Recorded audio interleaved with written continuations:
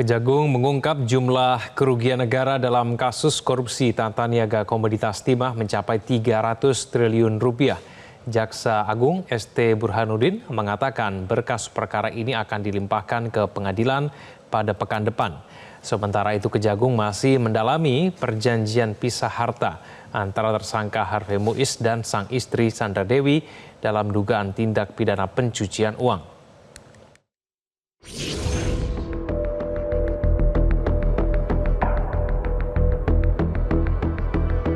Kejaksaan Agung menyampaikan perkembangan terbaru terkait kasus dugaan korupsi tata niaga komoditas timah wilayah izin usaha pertambangan PT Timah Tbk tahun 2015-2022. Kejagung mengungkap jumlah terbaru kerugian negara dalam kasus ini mencapai 300 triliun rupiah. Angka tersebut terungkap setelah Kejaksaan Agung mendapat hasil penghitungan dari Badan Pengawasan Keuangan dan Pembangunan atau BPKP. Dalam kasus korupsi ini, Kejagung telah menetapkan 22 tersangka. Jaksa Agung ST Burhanuddin menyebutkan berkas perkara ini diharapkan segera dilimpahkan ke pengadilan dalam seminggu ke depan. Perkara timah ini hasil perhitungannya cukup lumayan fantastis. Yang semula kita perkirakan 271 dan ini adalah mencapai sekitar 300 T. Dan tentunya untuk teman-teman ketahui bahwa perkara timah telah memasuki tahap akhir pemberkasan dan diharapkan dalam seminggu ke depan, saya mengharapkan dalam seminggu ke depan sudah dilimpahkan ke pengadilan.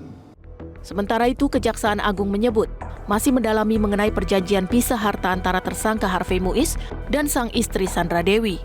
Pendalaman itu masih dalam upaya penelusuran dugaan tindak pidana pencucian uang dalam perkara tersebut. Untuk khusus HM ini kan yang kita dakwakan nanti peran dia. Setelah peran, kemudian apa yang dia peroleh. Keterkaitan istrinya tadi pada poin kedua apa yang diperoleh.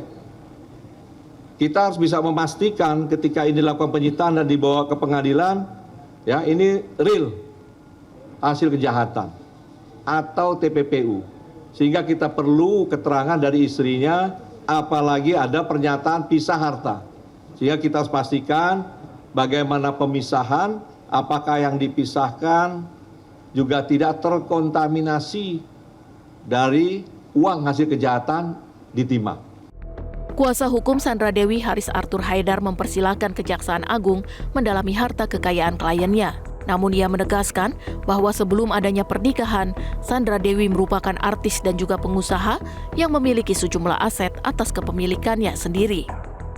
Beliau menikah dengan Pak Harvey Muiz itu di November 2016. Jadi di Oktober 2016 beliau telah terlebih dahulu melakukan perjanjian wisata, perjanjian perkawinan. Aset yang disita sampai saat ini ada kendaraannya. Koordinator Masyarakat Anti Korupsi Boyamin Saiman menilai penyidik Kejagung tengah membuka potensi pihak-pihak lain untuk dijerat dengan Undang-Undang TPPU. Bukan tidak mungkin bila ada dua alat bukti yang cukup, Sandra Dewi bisa terjerat. Nah, saya kan pernah ngomong, bisa aja Sandra Dewi nanti akan kena kasus minimal sebagai pasif karena menerima uang yang di luar kewajaran misalnya. Sandra Dewi telah 2 kali diperiksa penyidik Kejagung dalam perkara kasus yang menjerat suaminya Harvey Muiz. Dalam pemeriksaan terakhir, Sandra dikonfirmasi terkait perjanjian pranikah dirinya dan Harvey. Tim Liputan, Metro TV.